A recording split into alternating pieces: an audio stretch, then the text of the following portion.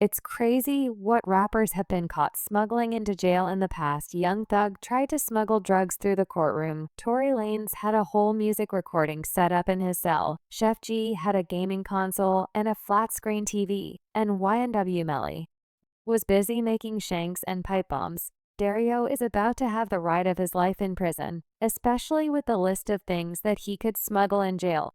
What Durkio could smuggle into the jail and get away with will shock. So let's start with cell phone. Dario might actually have a cell phone in jail. A few days ago, an alleged jail call surfaced and was the first time the OTF boss spoke from behind bars. An Instagram user with the handle 900bra shared an audio clip reportedly featuring the OTF boss in the 2-minute conversation. Lil Durk is heard maintaining a positive outlook despite the challenging circumstances. He reassures the caller that he is in good spirits and determined to return home to his family. Hey, what, bro? I said, I know you're rich. If you need anything, you know I got you. You know, I appreciate it. You know, it's all that counts. Also addressed a rumor that has been going around on social media. The rumor that he is in protective custody in the audio.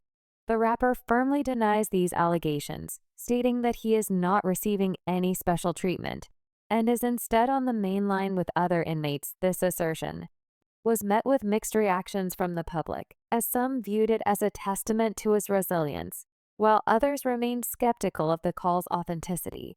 The caption on the post read, "Just got off the phone with my brother Lil Durk. He in good spirits, staying positive and fighting to get back home to his kids and family. We not glorifying negativity. We're more than just street guys." That's actually an understatement. We're men of honor and code, no matter our financial status. Bro hit the main line with the rest of our kind. No protective custody. The relationship between Lil Durk and 900bra remains somewhat unknown though. The lad's Instagram activity suggests that he has ties to the OTF label post, featuring collaborations with OTF artists like Bonnie Mo, as well as photos with Book a 600. And Lil Durk himself hint at a connection that lends credibility to the alleged call. However, the lack of official confirmation leaves room for doubt, as the public continues to debate the legitimacy of the audio. But he isn't the only rapper with a cell phone in jail, because New York rapper Casanova took to his social media while behind bars and warned people about life in jail. Hell, look, you don't want to come here, I'm telling you.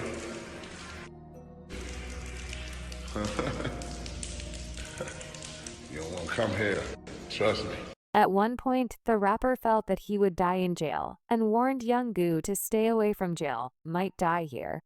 But always remember what's gangster, cause this jail ain't gangster at all. Hope you young the odd. The caption read another rapper who was caught with a cell phone while behind bars was Take. Reports emerged that Take was being held in solitary confinement for 23 hours a day. It was during this time that an incident occurred, further complicating his legal situation. On July 25, sheriff's officials discovered a cell phone hidden in TK's underwear, leading to immediate consequences. When confronted by prison officials, Take allegedly attempted to destroy the phone, which resulted in an altercation. The situation quickly escalated, drawing the attention of the authorities, and leading to a new charge against him. Take was charged with possessing a prohibited item inside a correctional facility, a third-degree felony according to court records. And although Durkio hasn't been caught with a cell phone, there might be other contraband that the millionaire rapper may be hiding in his cell. And to have an idea of what that may be, we have to look at what other rappers have been caught behind bars throughout the years. PlayStation, believe it or not, Durk might just have a whole gaming console in his cell. And he won't be the first rapper to sneak one in jail. Back in 2022, when New York rapper Chef G was behind bars, he posted a video of himself playing Grand Theft Auto while in jail.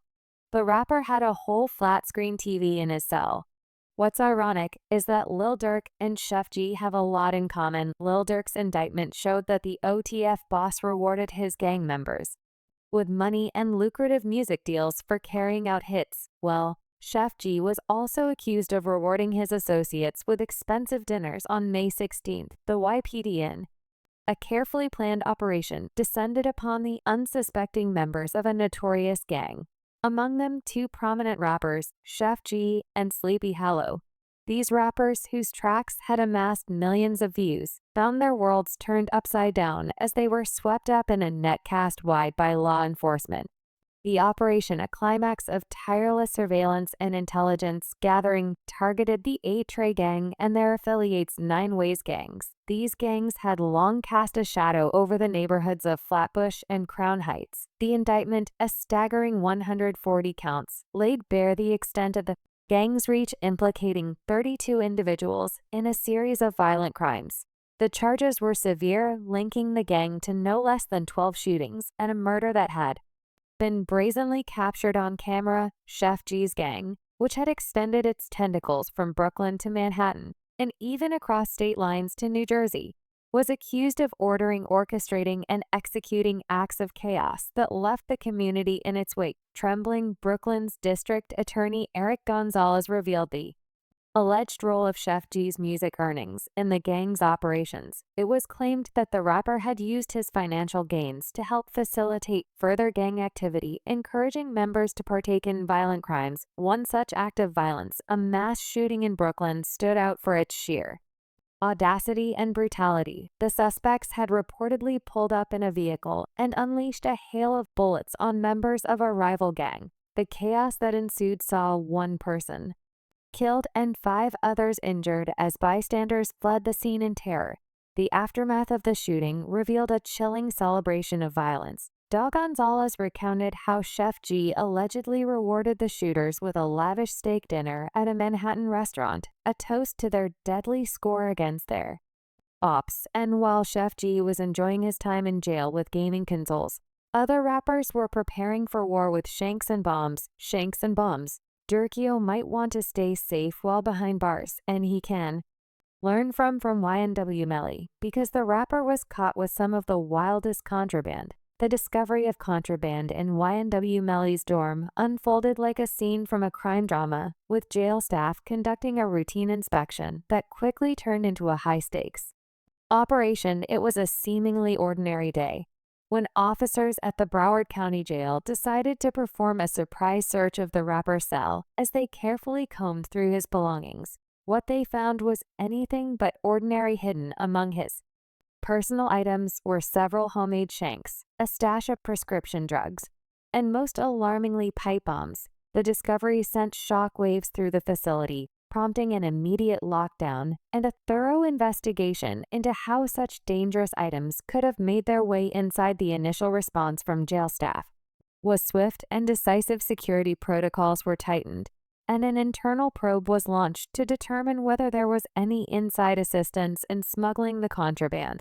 The rapper, already facing serious double homicide charges, now had to contend with the possibility of additional charges related to the contraband. But this wasn't the only crazy incident that the rapper was caught up in, because on September 27, 2022, during a pre-trial hearing for Melly's double murder case, the prosecution dropped a bombshell, presenting evidence from a confidential source that claimed Melly had conspired to escape from the Broward County Jail. The alleged plan, which reported took shape in April, involved Melly's attorney smuggling in 2 handcuffed keys to help in the escape. In response to the explosive accusations of an escape plan, YNW Melly's attorney Raven Liberty came forward with a strong rebuttal. Liberty categorically denied the claims, describing them as baseless and a smear campaign against her client. She emphasized the rigorous security measures in place, stating that Melly was strip searched before and after every visit, making it impossible for any contraband, such as handcuff keys, to go unnoticed. The prosecution, however, has not stopped at the escape plan accusations. They have also alleged that Melly has been making unauthorized calls, with Liberty purportedly providing her login information to facilitate non-recorded video visitations. But Melly isn't the only rapper who was accused of getting help from those on the outside, because Bobby Shmurda was also caught, and his case is also wild. In July 2015, while awaiting trial at Rikers Island, Shmurda found himself facing new allegations of prison contraband. The incident reportedly occurred during a routine visit from his girlfriend Kimberly Russo in the summer of 2015, according to prosecutors. Russo attempted to pass a homemade knife to Shmurda, concealed within a latex glove hidden in her bra. This bold move was intercepted by vigilant prison guards, leading to immediate charges against both Russo and Shmurda in Bronx criminal court. Shmurda stood before the judge, pleading not guilty to the contraband charges. His defense argued that the allegations were unfounded and that Shmurda had no knowledge of Russo's intentions. The girlfriend was also charged with promoting prison contraband and pleaded not guilty. Music player Durkio loves music, meaning that he'll want to listen to some tunes while in his cell. Well, he won't be the first rapper to smuggle in a music player, because Lil Wayne already paved the way. The journey that led Lil Wayne to the confines of Rikers Island in 2010 is as dramatic as the rapper's career itself. In 2007, Lil Wayne's life took a significant turn when he was arrested in New York City for criminal possession of a weapon. The incident occurred after a performance at the Beacon Theater, where police discovered a loaded .40 caliber pistol on his tour bus. Despite his legal team's efforts, Wayne eventually pleaded guilty to the charges in 2009, leading to a 1-year sentence at Rikers Island, a facility notorious for housing some of the most hardened criminals in New York.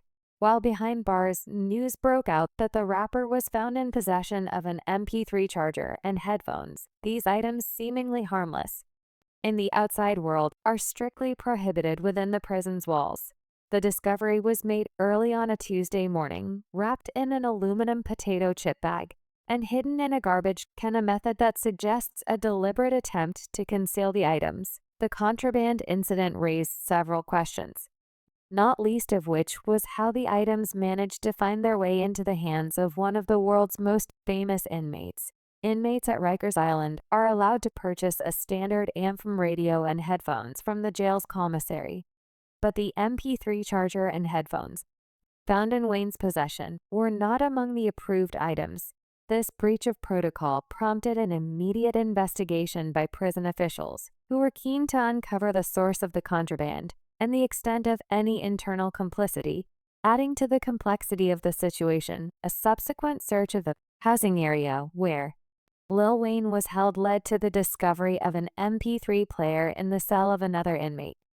This finding suggested a possible connection between Wayne and the unidentified inmate, raising suspicions about a potential network of contraband exchange within the prison. Both Wayne and the other inmate fought charges of possession of contraband, though the specific penalties they would face remained unclear at the time. For Lil Wayne, who had expressed his intention to stay creatively active during his incarceration, the contraband represented more than just a breach of prison rules. In an interview with Rolling Stone, prior to his sentencing, Wayne had mentioned his plans to have an iPod and to continue receiving beats while behind bars. As the investigation unfolded, officials at Rikers Island took swift action to separate Lil Wayne and the unidentified inmate into different housing areas, aiming to prevent any further collaboration or exchange of unauthorized items.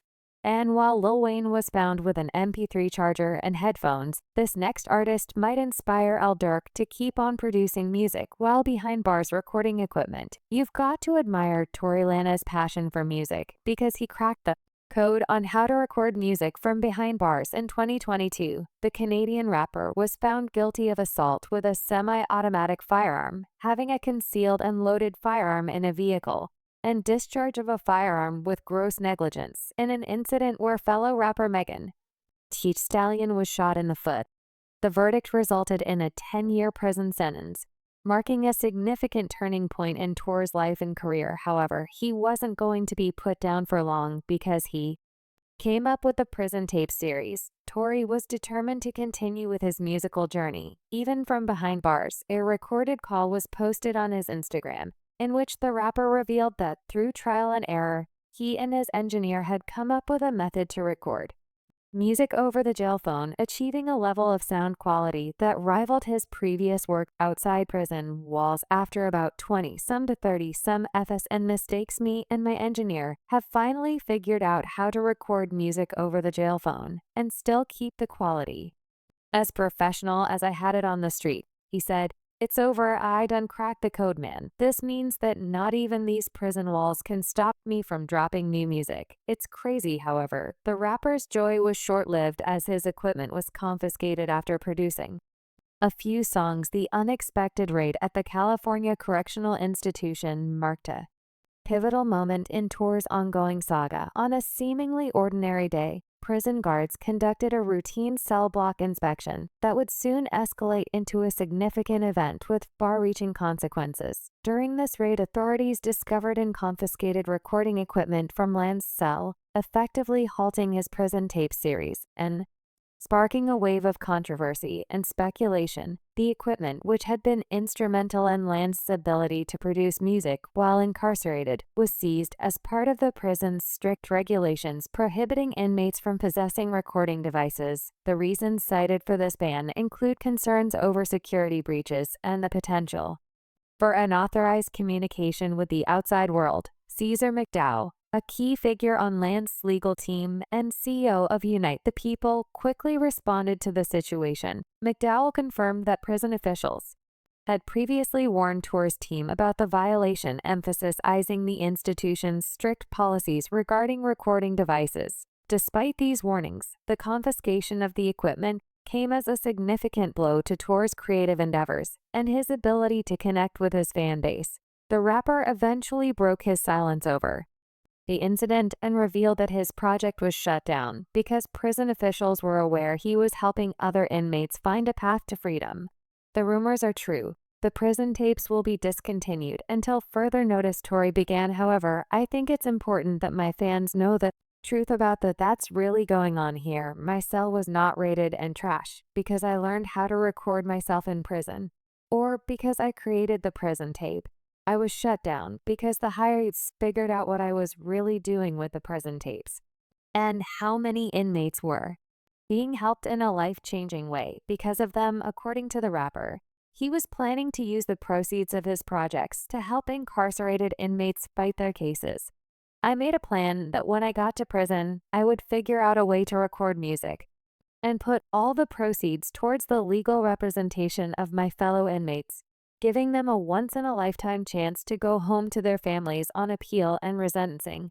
Although the hirees have stopped the prison taps temporarily, they were too late to stop my overall plan.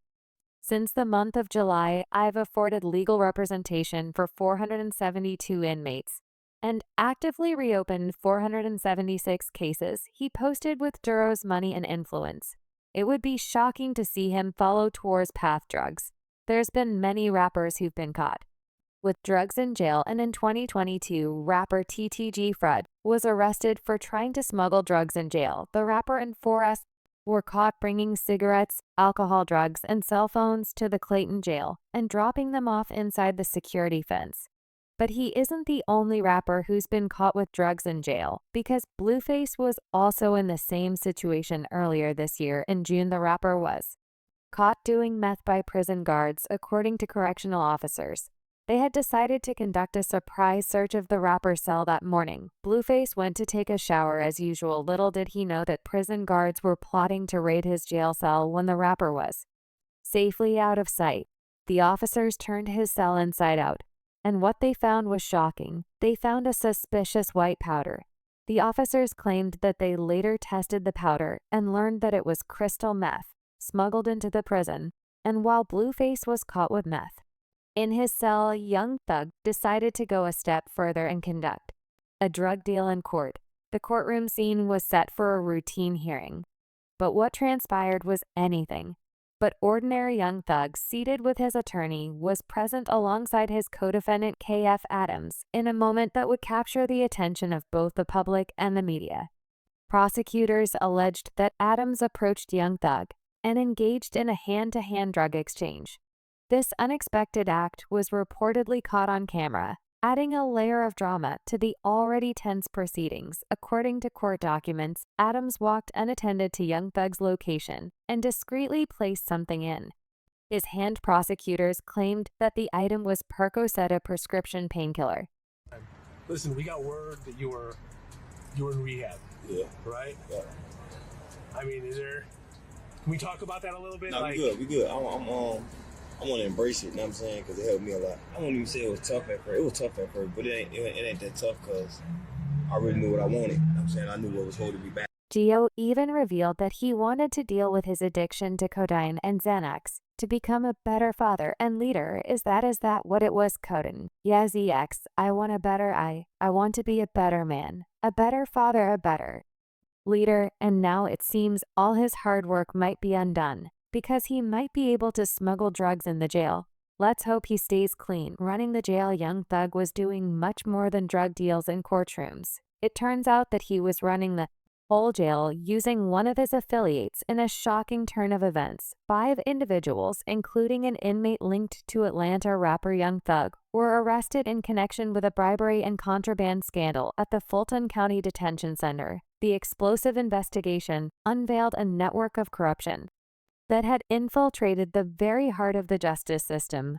Among those arrested was former detention center guard Carmen Bailey, accused of accepting bribes and providing prohibited items to inmates. The investigation into the bribery and contraband scandal at the Fulton County Detention Center began with a series of suspicious activities that caught the attention of authorities. It was a routine check that first raised red flags, leading to a deeper probe into the operations within the facility. The investigation quickly uncovered a tangled web of illicit dealings with former detention center guard Carmen Bailey at its center.